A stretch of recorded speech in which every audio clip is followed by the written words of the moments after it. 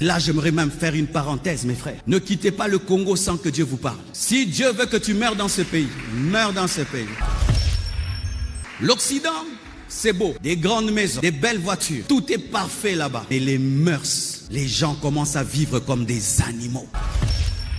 Ils ont l'intelligence pour faire des avions. Ils ont des intelligences pour faire même des tunnels dans l'eau. Il faut voir quelle ville mène. Quelqu'un peut quitter la maison, il est un homme. Il revient, il devient une femme.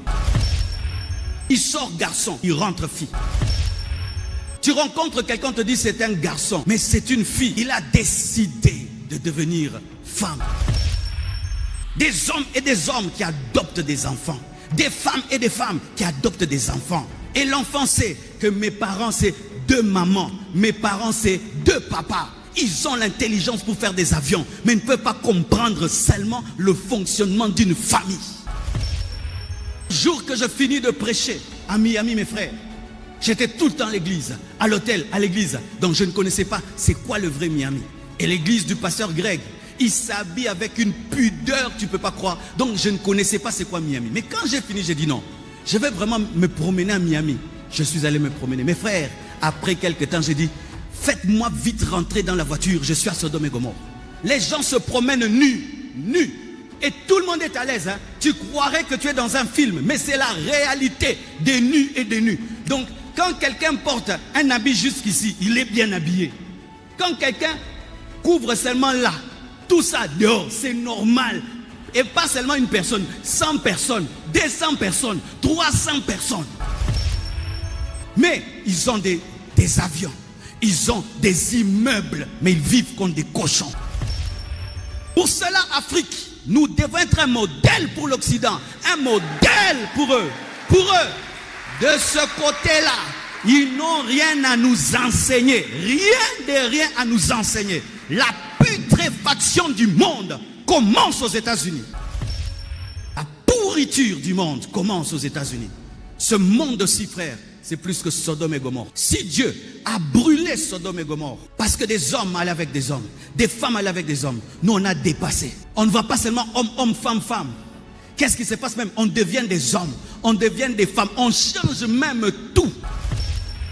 Les gens vont même, ils achètent la sémence de quelqu'un qui est mort. Il peut donner sa sémence à 500 mamans. Et un homme mort féconde 500 personnes. Et on dit que c'est normal. Les gens commencent à acheter des poupées. La poupée devient sa femme. Les gens épousent des chiens. Son mari, c'est un chien. Sa femme, c'est une chienne.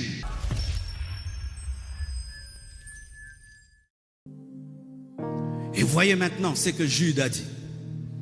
C'est un verset souvent qu'il faut lire très lentement parce qu'il contient 3 messages. Souvent quand les gens le lisent, ils pensent qu'il y a un seul message, mais il y a 3 jugements dans Jude. Jude 1, 5 à 7, les épîtres. Jude était apôtre et prophète. Je veux vous rappeler, à vous qui savez fort bien, toutes ces choses que le Seigneur, après avoir sauvé le peuple et l'avoir tiré du pays d'Égypte, fit ensuite périr les incrédules. Waouh! Il les sort de l'Égypte, il les sauve, mais quand il les amène dans le désert, il manifeste l'incrédulité, il tue certains. Il les a fait tourner pendant 40 ans dans le désert, jusqu'à ce que toute la génération qui n'a pas cru en Canaan puisse mourir, et que seulement Caleb ou Josué puissent entrer. C'est dire que le même Dieu qui te sort de l'Égypte peut te tuer dans le désert. C'est dire quoi? Dieu n'est pas seulement celui qui sauve, il est aussi celui qui frappe. Dieu n'est pas seulement celui qui nous sort de l'Égypte, il est aussi celui qui tue dans les déserts. C'est la parole qui dit. Il les sauve par son amour, mais il les a tués dans sa sainteté. Dieu n'est pas que amour, Dieu est aussi saint, il est aussi juste. C'est dans la Bible. Nous n'en avons pas inventé notre Bible, nous devons l'accepter telle qu'elle est. Deuxième révélation, il dit qu'il a réservé pour le jugement du grand jour, enchaînés éternellement par les ténèbres, les anges qui n'ont pas gardé leur dignité, mais qui ont abandonné leur propre demeure. Qui sont ces anges? Ces anges, ce sont les anges qui sont descendus sur la terre afin de coucher avec les femmes pour avoir des enfants géants qui ont amené la méchanceté sur la terre. Et à cause de cette méchanceté, Dieu a envoyé le déluge. Dieu a dit que ces anges-là qui n'ont pas gardé leur dignité ont été enchaînés et ils vont subir un jugement éternel. Pourquoi? À cause de l'impudicité. Dieu jettera dans le feu des anges, mes frères. Les anges, des esprits purs, des esprits qui ont été saints, des esprits glorieux, mais qui se sont laissés pervertir, qui ont quitté leur dignité pour suivre Satan. La Bible nous dit qu'ils finiront en enfer. Dit qui? Un apôtre. Et on dit que Sodome et Gomorrhe et les villes voisines qui se livrèrent comme eux, comme qui eux, ces anges-là qui ont quitté le ciel pour la terre, qui ont perdu leur dignité. Quand on dit eux, il s'agit des anges qui ont perdu leur dignité. Et quand on parle de l'impudicité des anges, il s'agit de ces anges qui ont couché avec des femmes au temps de Noé. On dit que Sodome et Gomorrhe et les villes voisines qui se livrèrent comme eux à l'impudicité et à des vices contre nature sont donnés en exemple subissant la peine d'un feu éternel. Tous les gens de Sodome et Gomorrhe qui sont morts sont allés dans le feu éternel. Toute la ville de Sodome et Gomorrhe. Car la Bible nous dit que toute la ville de Sodome et Gomorrhe était dans l'homosexualité. Toute cette ville, la Bible nous dit qu'ils ont subi la peine d'un feu éternel. Toute une ville est allée dans le feu éternel et toute une ville finira en enfer, la Bible. Et aujourd'hui, dans ce monde, il ne faut plus prêcher contre ce péché. Il ne faut plus en parler. Ils sont devenus tellement puissants dans ce monde, mes frères. Ici au Congo, on ne connaît pas leur puissance. Voyage, tu connaîtras leur puissance. Ils entrent dans les églises, osent seulement parler contre leur péché. Ils vont fermer ton église. Ose délivrer l'un d'eux. Il va te filmer avec une caméra cachée même dans le bouton. Et il va te traduire en justice. Ose parler contre eux. Ton église va fermer. Ils sont au Parlement. Ils sont des juges. Ils sont des ministres. Ils sont partout et ils sont très très riches. Ils possèdent même des villes. Ils changent même les lois. Et là, j'aimerais même faire une parenthèse, mes frères. Ne quittez pas le Congo sans que Dieu vous parle. Si Dieu veut que tu meurs dans ce pays, meurs dans ce pays. L'Occident, c'est beau. Des grandes maisons, des belles voitures. Tout est parfait là-bas. Mais les mœurs, les gens commencent à vivre comme des animaux. Comme des animaux. Ils ont l'intelligence pour faire des avions. Ils ont des intelligences pour faire même des tunnels dans l'eau. Mais il faut voir quelle vie ils mènent. Quelqu'un peut quitter la maison, il est un homme. Il revient, il devient une femme. Il sort garçon, il rentre fille. Tu rencontres quelqu'un, te dit c'est un garçon, mais c'est une fille. Il a décidé de devenir femme. Des hommes et des hommes qui adoptent des enfants. Des femmes et des femmes qui adoptent des enfants. Et l'enfant sait que mes parents c'est 2 mamans, mes parents c'est 2 papas. Ils ont l'intelligence pour faire des avions, mais ils ne peuvent pas comprendre seulement le fonctionnement d'une famille. Le jour que je finis de prêcher à Miami, mes frères, j'étais tout le temps à l'église, à l'hôtel, à l'église. Donc je ne connaissais pas c'est quoi le vrai Miami. Et l'église du pasteur Greg, il s'habille avec une pudeur, tu ne peux pas croire. Donc je ne connaissais pas c'est quoi Miami. Mais quand j'ai fini, j'ai dit non, je vais vraiment me promener à Miami. Je suis allé me promener. Mes frères, après quelques temps, j'ai dit, faites-moi vite rentrer dans la voiture. Je suis à Sodome et Gomorrhe. Les gens se promènent nus. Et tout le monde est à l'aise. Hein? Tu croirais que tu es dans un film, mais c'est la réalité des nus et des nus. Donc, quand quelqu'un porte un habit jusqu'ici, il est bien habillé. Quand quelqu'un couvre seulement là, tout ça dehors, c'est normal. Et pas seulement une personne, 100 personnes, 200 personnes, 300 personnes. Mais ils ont des avions, ils ont des immeubles, mais ils vivent comme des cochons. Pour cela, Afrique, nous devons être un modèle pour l'Occident, un modèle pour eux. Pour eux, de ce côté-là, ils n'ont rien à nous enseigner, rien à nous enseigner. La putréfaction du monde commence aux États-Unis. La pourriture du monde commence aux États-Unis. Ce monde aussi, frère, c'est plus que Sodome et Gomorrhe. Si Dieu a brûlé Sodome et Gomorrhe. Parce que des hommes allaient avec des hommes, des femmes allaient avec des hommes. Nous, on a dépassé. On ne va pas seulement homme, homme, femme, femme. Qu'est-ce qui se passe même? On devient des hommes, on devient des femmes, on change même tout. Les gens vont même, ils achètent la sémence de quelqu'un qui est mort. Il peut donner sa sémence à 500 mamans. Et un homme mort féconde 500 personnes. Et on dit que c'est normal. Les gens commencent à acheter des poupées. La poupée devient sa femme. Les gens épousent des chiens. Son mari c'est un chien. Sa femme c'est une chienne.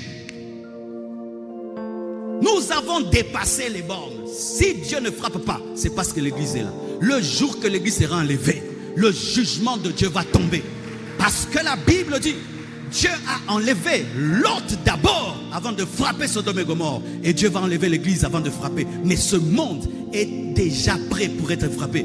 Parce que si Dieu n'a pas supporté la putréfaction de Sodome et Gomorrhe, nous on a dépassé. On a dépassé. De loin on a dépassé. Et vous allez me dire qu'il n'y a pas l'enfer, il n'y a pas de jugement. Avec même ce que j'entends dans ce pays, des gens qui enlèvent les autres, des gens qui coupent les organes des autres. Et les gens là meurent, ils vont au ciel. Vraiment, ils vont au ciel. Des vendeurs d'organes. Mettez-les en prison. Mettez-les en prison. Mettez-les en prison. Il s'est converti en prison et il reste en prison.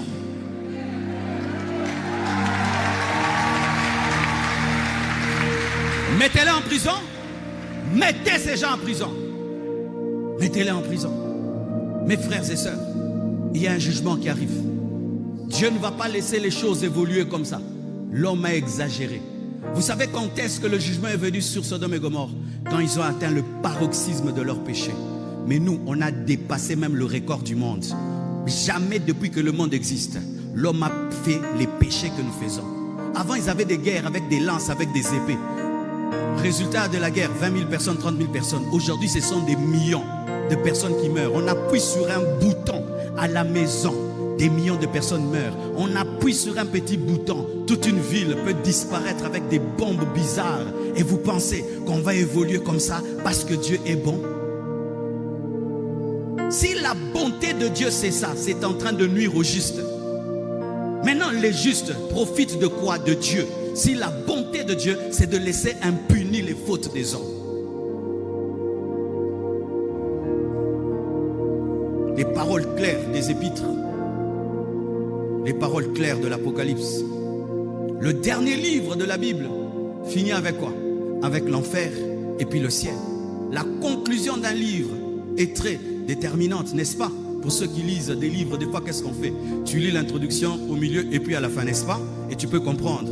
Quand tu vas lire la Bible dans sa conclusion, ça part de l'éternité, soit avec Dieu ou sans Dieu. Alors toi, tu as la Bible tous les jours. Et cette Bible-là, sa conclusion, c'est les temps de feu et la nouvelle Jérusalem céleste. Mais tu vis que pour le mariage, pour le voyage, pour les hamburgers, pour les croissants, pour les gâteaux, pour TikTok, pour YouTube, Instagram, followers, nombre de vues. Distraction, distraction et distraction et distraction. Apocalypse 20, 10 dit: et le diable qui les séduisait fut jeté dans les temps de feu et de soufre, où sont la bête et les faux prophètes, et ils seront tourmentés jour et nuit au siècle des siècles. La Bible le dit. Jean, celui qui dormait sur la poitrine de Jésus, le disciple le plus aimé de Jésus, a parlé de l'enfer. Le disciple qui avait la plus grande communion avec Jésus, donc la plus grande révélation de son amour, car il dormait sur sa poitrine, ne dit pas qu'il n'y a pas d'enfer. Il dit qu'il y a le ciel, il dit aussi qu'il y a l'enfer. Nous ne pouvons pas être plus spirituels que les apôtres ou plus spirituels que ceux qui nous ont précédés. Sixièmement, la justice des hommes m'enseigne l'enfer. Comment? Romains 13, verset 3 à 6 nous dit: ce n'est pas pour une bonne action, c'est pour une mauvaise que les magistrats sont à redouter. Veux-tu ne pas craindre l'autorité? Fais le bien et tu auras son approbation. Le magistrat est serviteur de Dieu pour ton bien. Mais si tu fais le mal, crains, car ce n'est pas en vain qu'il porte l'épée, étant serviteur de Dieu pour exercer la vengeance et punir celui qui fait le mal. Le magistrat est un serviteur de Dieu. Des gens m'ont fait dire ce que j'ai jamais dit, que je suis contre le droit. Ah, moi je suis pour le droit. Surtout dans ce pays, il faut le droit. Il y a des gens qui se promènent, qui doivent finir en prison. Moi, si je deviens président de ce pays, j'ouvre des prisons et j'ai rempli ces prisons. Et au nom de Jésus, donne-moi la main, je vais t'expliquer quelque chose. Regardez, lorsque le riche dit à Abraham, envoie Lazare prêcher à mes frères. Écoutez la réponse d'Abraham, il dit, mon enfant. Même dans le séjour de mort, il appelle mon enfant. Mais il ne le sauve pas du séjour de mort. C'est-à-dire que Dieu t'aime, mais malgré qu'il t'aime, il te garde en prison. Mon enfant. Il y a des gens qui doivent avoir la peine à perpétuité. Je suis contre la peine de la mort. Ça, je suis contre. Tuer quelqu'un parce qu'il a tué. Non, mettez-le seulement en prison, il meurt là-bas. Il a le temps de méditer, de se repentir et d'aller au ciel. Vous pouvez le tuer avant qu'il se repente. Mais la peine à perpétuité, je suis d'accord. Il y a des gens, ils doivent avoir la peine à perpétuité. Tu kidnappes 10 personnes, tu enlèves 1000 organes. Toi, prends la peine à perpétuité. Tu reçois Jésus, mais tu restes là-bas. Comme ça, les autres auront peur. Parce qu'on punit les gens pour que les autres aient peur.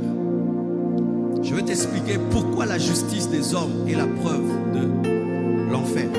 Vous savez comme on est là ce matin. Si nous devenons un pays, qu'on le veuille ou pas, même après 50-10 ans, on aura une prison. Nous allons faire une réunion, on va dire qu'on fait une prison. Vous savez ça? Si on ne fait pas cette réunion, pour avoir une prison, il y aura les désordres. C'est pourquoi même à l'église, il y a quoi? La discipline, suspension, suspension. Même à l'église, suspension. Même à l'église, on livre les gens à Satan dans l'église. Pourquoi la justice des hommes est la preuve de l'existence de l'enfer? Parce que l'homme a été créé à l'image de Dieu. Dans l'homme, il y a aussi la justice. C'est pourquoi même quand on était des enfants, papa et maman se chamaillent, on avait tendance à dire papa tu as tort, maman a raison, maman tu as tort, papa a raison. Pourquoi on venait toujours? Même quand on était des enfants, on était des arbitres, on faisait le juge, n'est-ce pas? En nous, nous avons la notion du bien et du mal. Nous avons la notion que le bien est récompensé, le mal est puni. C'est en chacun de nous. Si dans ce monde des hommes disent si tu tues, tu vas en prison. Vous pensez que notre justice dépasse celle de Dieu? Si des êtres imparfaits ne tolèrent pas le mal et ont fait un lieu pour mettre des hommes méchants, et Dieu qui est parfait, qui est saint, n'a pas une prison, Dieu a une prison, car les hommes ont des prisons. Chaque fois que tu te promènes, tu vois Makala, vois l'enfer. Chaque fois que tu te promènes, tu vois Luzumu, vois l'enfer. Chaque fois que tu vas visiter un prisonnier en prison, imagine maintenant l'enfer, imagine la prison de Dieu. La justice de l'homme, fait à l'image de Dieu, révèle qu'il y a aussi la prison de Dieu. Il y a aussi la fosse. Frères et sœurs, pour terminer, les paroles de Jésus-Christ lui-même, le Fils de Dieu, sont la preuve des preuves de l'existence de l'enfer. Car s'il y a quelqu'un qui ne devait jamais parler de l'enfer, c'est Jésus. S'il y a quelqu'un qui ne devait même pas citer ce mot, c'est Jésus. Parce que lui, c'est l'amour de Dieu fait chair. Lui, il est venu nous sauver. Il est venu mourir pour nous. Lui, il est venu pour mourir à notre place. Mais, frère, s'il y a quelqu'un dans le Nouveau Testament qui a parlé le plus de l'enfer, c'est Jésus. Jésus a battu le record de parler de gêne. C'est Jésus. Plus que Paul, plus que Jean, Jésus. Jésus qui est le chemin, la vérité, a parlé de l'enfer plus que même ses serviteurs. Pourquoi? Il sait que ça existe. Un verset. Matthieu 13, 40, la Bible dit: or, comme on arrache l'ivraie et qu'on la jette au feu, il en sera de même à la fin du monde. Le Fils de l'homme, il dit lui-même. Quand il dit Fils de l'homme, c'est lui. Il ne dit pas le Père, il dit moi. Moi, j'enverrai mes anges qui arracheront de mon royaume tous les scandales et ceux qui commettent l'iniquité. Et ils les jetteront dans la fournaise ardente où il y aura des pleurs et des grincements des dents. Qui dit ça? Jésus. Jésus, le sauveur de l'humanité, a dit qu'il enverra ses anges prendre les hommes ivrés. Les hommes ivrés, c'est comme lorsque tu es en train de sarcler ton jardin et tu veux planter des bonnes choses, tu enlèves les mauvaises graines et les mauvaises herbes. Les hommes mauvais, méchants, incrédules sont la mauvaise herbe. Quand le jardinier Dieu veut arranger son jardin, il enlève la mauvaise herbe. Quand tu enlèves la mauvaise herbe, qu'est-ce que tu en fais? Tu mets à la poubelle. Après avoir mis à la poubelle, qu'est-ce que tu en fais? Tu mets le feu, n'est-ce pas? De la même manière que quand tu sarcles ton jardin, tu brûles la mauvaise herbe, Dieu aussi brûlera les mauvaises herbes au dernier jour. C'est une question de logique. Frères et sœurs, c'est ça la vérité. On ne peut pas prêcher un autre évangile pour vous amuser et vous plaire. Parce qu'étant pasteur, je vais dans les deuils, et dans les deuils, et dans les deuils, et dans les deuils. Des frères qui ont prié ici, des sœurs qui ont prié ici, des gens qui ont perdu papa, maman. Donc je vois que non, les fidèles aussi meurent, leur famille meurt. Et donc on leur promet voyage, mariage, mais à la fin ils finissent toujours par mourir. Donc si je suis un pasteur intelligent, je dois d'abord les préparer à l'éternité et au reste ensuite. Non, ça n'en a bien. Écoutez maintenant ce que Jésus dit, et c'est là que je vais finir. Matthieu 23, verset 33, la Bible dit: serpent, race de vipère, comment échapperez-vous au châtiment de la géhenne? Serpent, race de vipère, comment échapperez-vous au feu de la géhenne? Donc on peut échapper. Oh, acclamons le Seigneur. On peut échapper. On peut échapper. On peut échapper. C'est possible d'échapper. Mais il y a une méthode. Il dit comment. Comment il ne faut pas être un serpent. Qu'est-ce qu'un serpent et que fait le serpent? Le serpent, la vipère, fait ceci. Lorsque le serpent est fatigué de son ancienne peau, le serpent reste à un endroit. Et puis sous l'effet de la chaleur, l'ancienne peau se décolle. Et le serpent se gratte contre les pierres. Et puis l'ancienne peau vieillit, reste. Et il y a un nouveau serpent tout beau, tout frais, qui apparaît avoir 2 ans, alors que le serpent a 10 ans. Vous allez dire c'est un jeune serpent, mais c'est un vieux serpent. Ce qui a changé, ce n'est pas l'intérieur, c'est qui a changé l'extérieur. Et si tu n'es pas connaisseur des serpents, tu vas dire que c'est un jeune serpent alors que c'est un vieux serpent. Et si tu opères dans la dimension du serpent, tu finiras en enfer. C'est-à-dire, lorsque tu es un hypocrite, tu as une sainteté de l'église, une sainteté de lèvres, une sainteté d'apparence, des jupes de l'église, des pantalons de l'église. Mais quand tu es à la maison, tu t'habilles comme une prostituée. Ici, tu t'habilles comme une sainte. Ici, tu parles en langue. Mais dans le quartier, tu es un voleur. Ici, tu es collé serré avec ta femme, mais tu la trompes au travail. Ici, tu as l'apparence de la sainteté. Mais là-bas, tu es quelqu'un d'autre. Tu es un serpent. Les serpents n'entreront pas. Regardez comment les églises se remplissent le dimanche. Waouh! Frère, pour avoir une telle foule en Europe, il faut une croisade d'évangélisation massive. Mais regardez, ici c'est plein, là-bas c'est plein, partout c'est plein maintenant. Mais lundi, mouillé binamboka.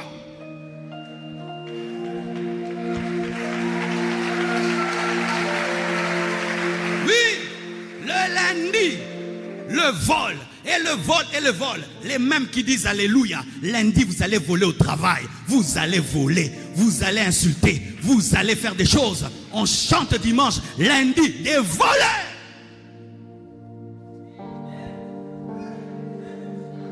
Tu arrives à l'aéroport. Alléluia, pasteur. Après, pasteur, $20. Tu arrives à l'aéroport. Homme de Dieu. Des mendiants, des mendiants, des mendiants. Le problème de ce pays, l'église est remplie des serpents. Des prédicateurs serpents, des prophètes serpents, des papes serpents, des prêtres serpents, des prophètes serpents, des serpents. Ou l'extérieur seulement, dans vos fêtes, vous vous habillez comme des païens. à l'église, vous vous habillez comme des chrétiens. Dans les fêtes, vous chantez des choses mondaines. À l'église, vous chantez Alléluia. Ici, vous parlez comme des enfants de Dieu, mais dehors, vous parlez comme des païens. Vous vous critiquez, vous vous détruisez. Vous êtes dans le tribalisme, vous êtes dans le népotisme. Serpent, tout ce que tu as en toi, c'est l'extérieur. Il n'y a rien à l'intérieur qui a changé. Mais l'extérieur, waouh, c'est extraordinaire. Mes frères, je viens de rencontrer un homme qui m'a impressionné de loin. De loin, j'ai suivi ses prédications de loin. Je pouvais être debout dans ma chambre, je le suis. Je viens maintenant de le voir comme ça. Frère, j'ai cru en lui davantage, mais sans prédication. J'ai vu que ce n'était pas un serpent, c'était un papillon. Le serpent change la peau, le papillon change de nature. Il était d'abord chenille, la chenille entre dans le cocon, elle connaît ce qu'on appelle la métamorphose ou métanoïa et puis devient un papillon. Il n'y a rien du papillon dans la chenille, il n'y a rien de la chenille dans le papillon. C'est pourquoi la Bible dit que tu dois connaître la nouvelle naissance. La Bible nous dit que si quelqu'un est en Christ, c'est une nouvelle création. Une nouvelle création. Les choses anciennes sont passées et toutes choses sont devenues nouvelles. Le serpent abandonne la peau, mais il a toujours le venin. Il a toujours la forme du serpent. Mais la chenille abandonne tout de la chenille, commence à voler à la beauté et mange maintenant tout ce qui est sur le fleur et ne mange plus ce qui est à terre. Dieu veut que tu sois métamorphosé, transformé du païen au chrétien, mais pas que tu deviennes un religieux. Un religieux, il a l'apparence, mais il n'a pas la vie.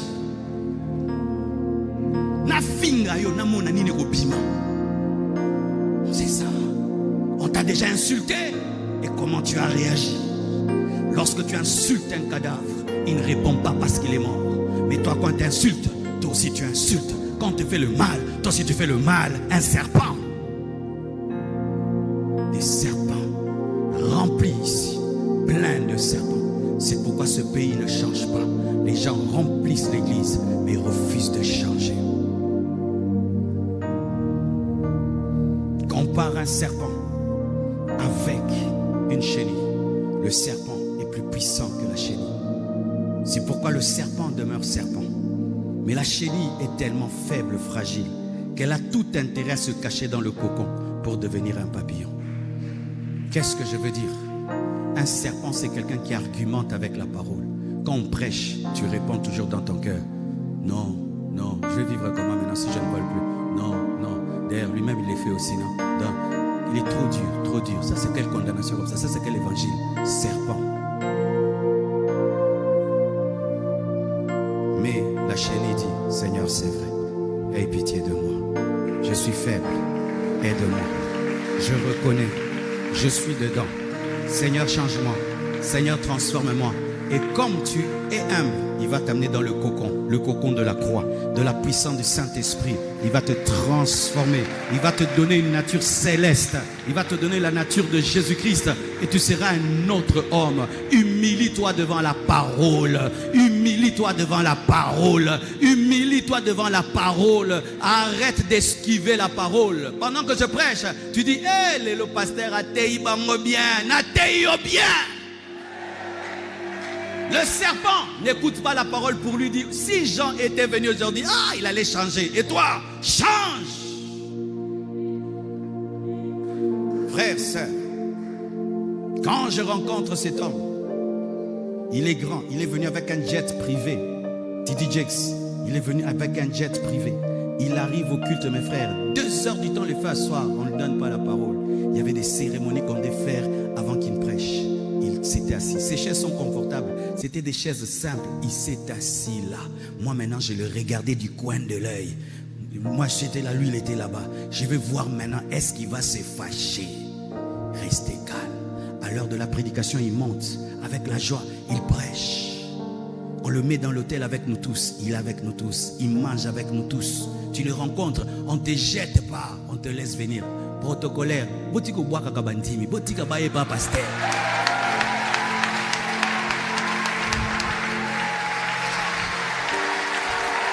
quoi ça? C'est quoi ça?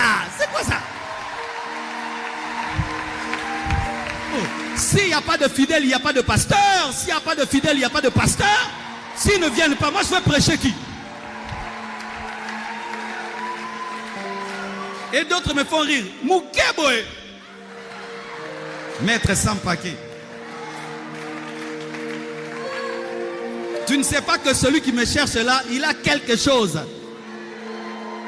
Vous pouvez veiller sur ma sécurité, mais ne chassez pas les gens.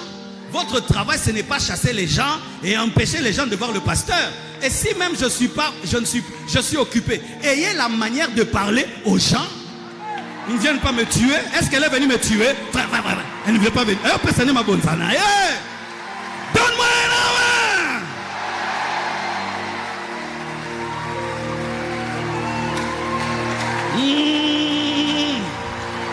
Sincèrement, je m'attendais que vraiment ils viennent avec la marine des États-Unis, qu'il y ait des militaires partout. Une ou deux personnes, c'est tout. Et dans la discrétion. Le matin, je vais à la conférence. Je le trouve déjà là, avant nous tous, en train de prendre des photos de l'organisation du pasteur Grégory pour qu'il s'inspire. Eh papa, boni makambaboye, yozoye kolanini na makamboye. En français, qu'est-ce que tu apprends là, papa? Toi, tu fais déjà des trop grandes choses. Lui-même, il prend des photos, il filme. Et puis quand j'arrive, je le salue. Et il me salue. Et puis je dis, je viens de la RDC. Il me reçoit. Les gens nous dérangent, je dis, viens, viens, viens. On va causer là-bas. Et il me pose la question, toi tu prêches quand? Oh, il sait même que moi aussi je vais prêcher. Toi tu ne connais même personne sur l'affiche. Tu attends seulement ton jour. Serpent, serpent, prédicateur, serpent. Il te connaît. Il te dit, oui, tu dois prêcher, mais c'est quand? Et puis je dis, non, je te suis souvent depuis le Congo et tout là. Il me dit une chose, j'espère que tu n'es pas déçu. Hein. Je dis, comment? Peut-être qu'à la télé, je prêche bien, mais en live là, j'étais déçu. J'ai dit, non, tu as bien prêché. Il a peur de décevoir les gens.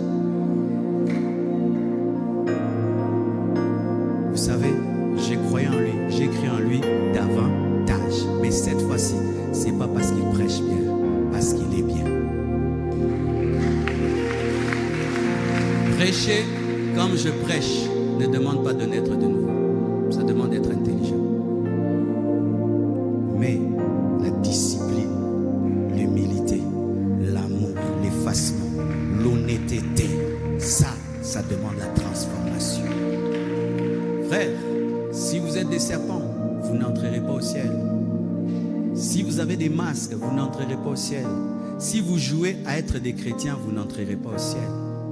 Je suis désolé d'entendre des fois une fille qui se marie 2 ans après, elle vient accuser son mari d'adultère.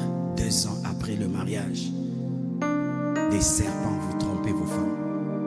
2 ans. D'autres, vous trompez vos femmes même pendant les fiançailles.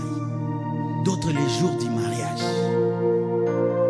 Avec les filles d'honneur. Mais il fallait épouser la fille d'honneur. Pourquoi tu l'as? Mais oui. Mais vous êtes là. Vous êtes là. Mais vous êtes là. Qu'est-ce que ta femme dit de toi? Est-ce que ta femme a déjà dit que tu es chrétien? Est-ce que ton mari a déjà dit que tu es chrétien? Est-ce que tes parents ont déjà dit que tu es chrétien? Est-ce que tes amis ont déjà dit que tu es chrétien? Le serpent peut dire qu'il a rajeuni, mais ceux qui le connaissent savent qu'il est vieux. Mais tout le monde peut témoigner que la chenille est devenue un papillon. Frère, si j'étais prêché dans ma vie 1 million de fois, n'oublie pas cette prédication. N'oublie pas ça. Changez, convertissez-vous. Et quand tu as un mal dans ta vie, ne l'appelle jamais bien. Continue à te battre contre ça dans la prière. Seigneur, ce n'est pas bien. Seigneur, ce n'est pas bien. Délivre-moi. Ne donne pas un verset biblique qui comprend ce mal-là. Le mal reste, hein? Le mal pleure toujours. Un jour, Dieu va te changer. Un jour, Dieu va te délivrer. Un jour, Dieu va te transformer. Que Dieu vous bénisse abondamment. Oh, gloire à Dieu.